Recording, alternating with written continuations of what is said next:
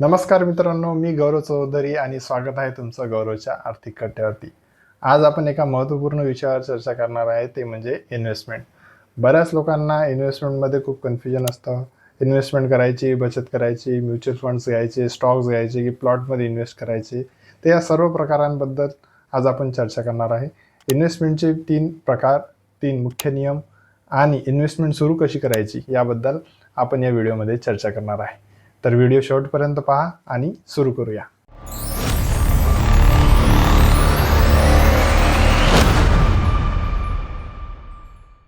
सुरुवातीला जाणून घेऊया की बचत म्हणजे काय आणि इन्व्हेस्टमेंट म्हणजे काय. बचत म्हणजे छोट्या गरजा पूर्ण करण्यासाठी पैसे सेपरेट काढून ठेवणे. छोट्या गरजा जसं की मोबाईल घ्यायचा आहे, लॅपटॉप घ्यायचा आहे, नवीन बाईक घ्यायची आहे, याच्यासाठी जर तुम्ही थोडे थोडे पैसे काढून ठेवले तुमच्या नियमित खर्चामधून आणि ते जर वापरले, आपण त्या छोट्याशा उद्दिष्ट साध्य जर केले, त्याला बचत म्हणते. आणि गुंतवणूक म्हणजे जर आपले मोठे उद्दिष्ट असतात, जसं की आपल्याला भविष्यात घर घ्यायचं आहे, रिटायरमेंट प्लॅनिंग करायची आहे, मुलांचं शिक्षण करायचं आहे, त्याच्यासाठी आपल्याला गुंतवणूक करावी लागते. बचत ही छोट्या कालावधीसाठी असते, त्याच्यामध्ये तुम्हाला रिटर्न काही मिळत नाही, ते तुम्ही एका सेव्हिंग अकाउंटमध्ये बचत करता. पण जर मोठे उद्दिष्ट तुम्हाला साध्य करायचे आहे तर सेव्हिंग बँकमध्ये पडलेला पैसा तुमच्या उपयोगात पडणार नाही किंवा तो नंतर कधीतरी खर्च करला जाईल. त्याच्यामुळे तुम्हाला इन्व्हेस्टमेंट जे आहे ते म्युच्युअल फंड, स्टॉक्स किंवा बॉन्ड्स झाले, अशामध्ये करावं लागेल, जिथे तुमचं रिटर्न खूप चांगला असेल आणि त्यामध्ये थोडा धोका असेल, पण तुमच्या ज्या भविष्यातल्या मोठ्या गरजा आहेत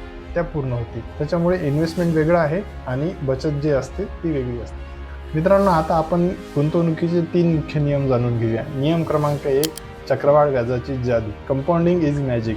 मित्रांनो, माझं सायकोलॉजी मनी या पुस्तकामध्ये मी कंपाऊंडिंगबद्दल महत्त्व सांगितलेले आहे. कंपाऊंडिंग म्हणजे तुम्ही इन्व्हेस्टमेंट केल्यानंतर त्याच्यावर काहीतरी इंटरेस्ट तुम्ही कमवणार, काहीतरी परतावा कमवणार. तो परतावा आणि तुमची मुख्य केलेली इन्व्हेस्टमेंट हे जोडून पुन्हा इंटरेस्ट मिळवणे. समजा जर तुम्ही 1000 रुपये इन्व्हेस्ट केले, त्याच्यावर जर 100 रुपये तुम्ही नफा मिळवला, तर 1000 + 100 याच्यावर पुन्हा नफा मिळवणे म्हणजे चक्रवाढ व्याज करणे. या चक्रवाढ व्याजाला जगाचे 8वे आश्चर्यसुद्धा म्हणतात. म्हणून याची जादू खूप चांगली आहे, पण याला वेळ द्यावा लागतो. त्यामुळे गुंतवणूक करताना हा नियम तुम्ही नेहमी लक्षात ठेवा की गुंतवणूक करत असताना तुमच्या व्याजावर व्याज तुम्हाला भविष्यात मिळाला पाहिजे. मित्रांनो, गुंतवणुकीचा दुसरा नियम म्हणजे रिस्क वर्सेस रिटर्न. ज्या इन्व्हेस्टमेंटच्या प्लॅटफॉर्ममध्ये जास्त रिस्क आहे तिथे जास्त परतावा मिळतो आणि ज्या इन्व्हेस्टमेंटच्या प्लॅटफॉर्ममध्ये रिस्क कमी आहे तिथे कमी परतावा मिळतो. गुंतवणूक अशा ठिकाणी करा, तुमची मर्यादा जाणूनच तुम्ही गुंतवणूक करा.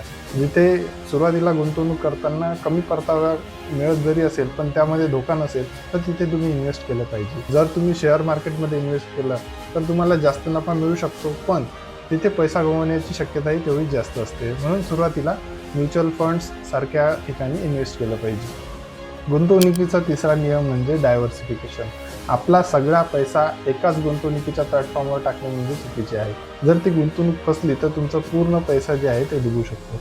त्याच्यामुळे गुंतवणूक करताना हे विविध क्षेत्रात ठेवा.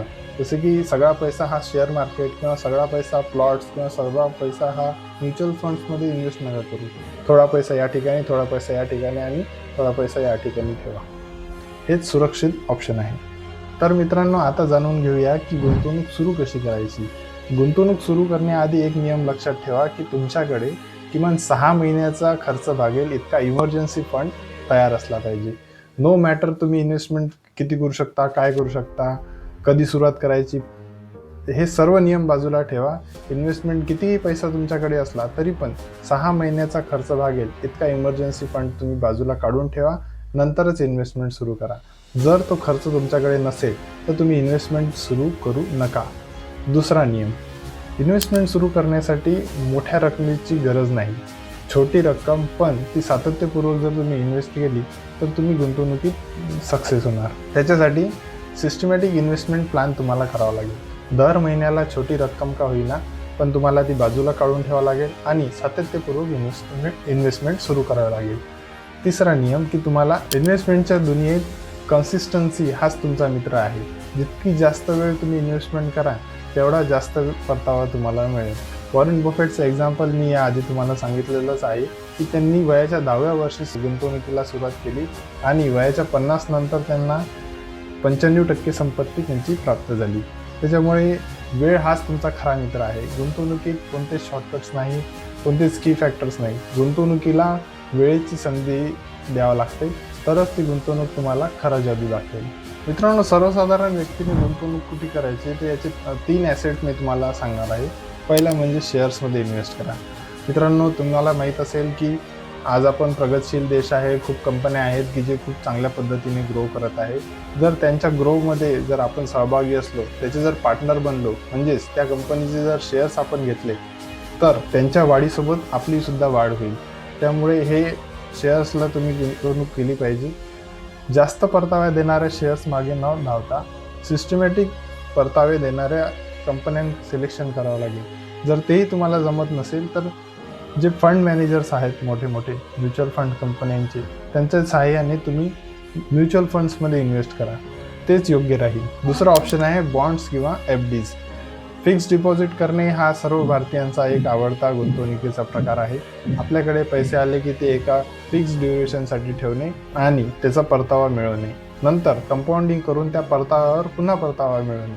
त्याच्यामुळे आपली गुंतवणूक जी आहे ते वाढत जाते. फिक्स्ड डिपॉझिट करणे हे खूप सेफ आहे आणि सरकारचं याच्याकडून आपल्याला सिक्युरिटी पण मिळते. तिसरा ऑप्शन आहे म्युच्युअल फंड्स. म्युच्युअल फंड्समध्ये एक बास्केट आहे ज्याच्यामध्ये खूप सारे शेअर्स आपल्याला विकत घेता येतात आणि ते आपल्याला मॅनेज करावं लागत नाही.